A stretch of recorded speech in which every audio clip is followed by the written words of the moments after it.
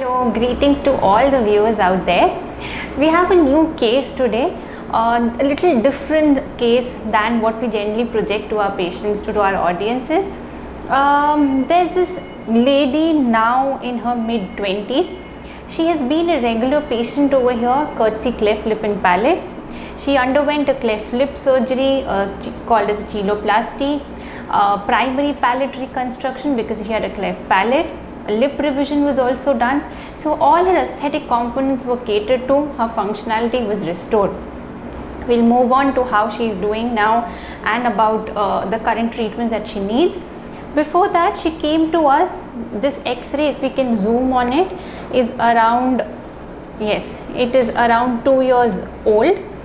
She had come to us with severe maxillary hypoplasia and I would say maxillary deficiency. If you can see my cursor pointing out, there is a hollowness in the bone. This is a 3D view we can see.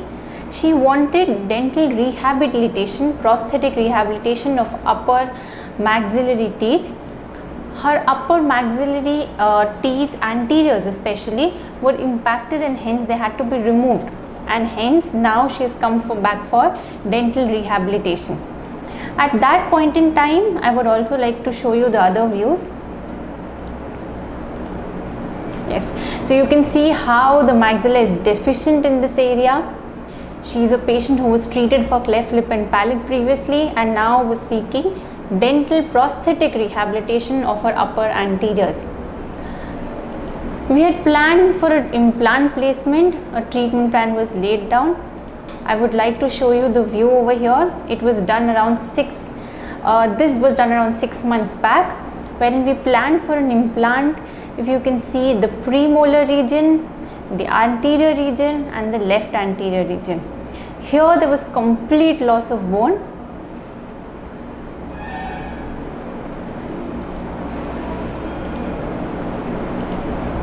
This x-ray has been taken recently when the implants are still intact.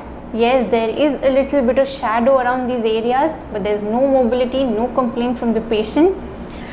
We had provided an abutment over it.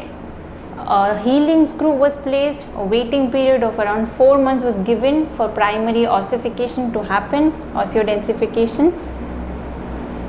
So this is how the current x-ray looks with the implant in place. The healing abutments were placed.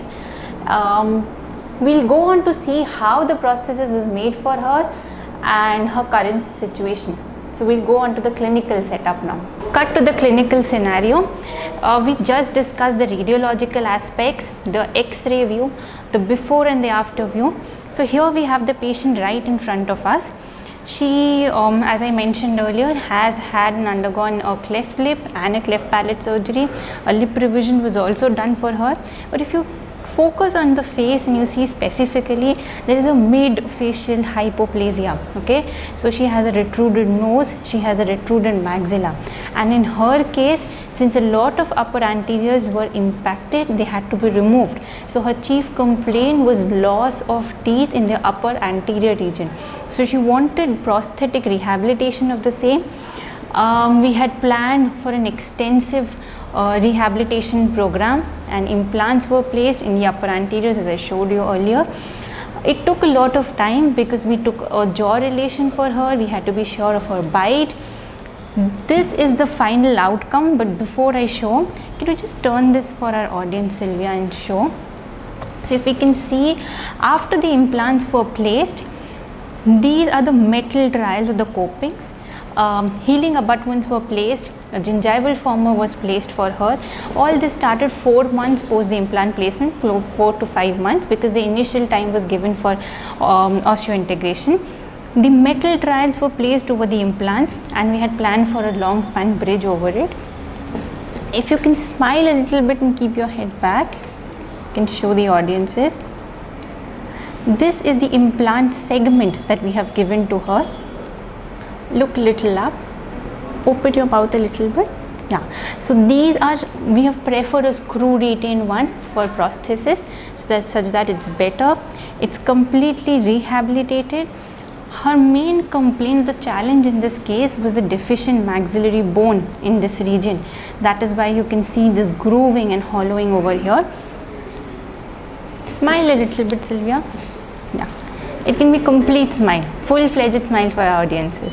Yes, so we had to take a face bow transfer because jaw relation had to be done. We had to make sure it's in alignment with the lower one.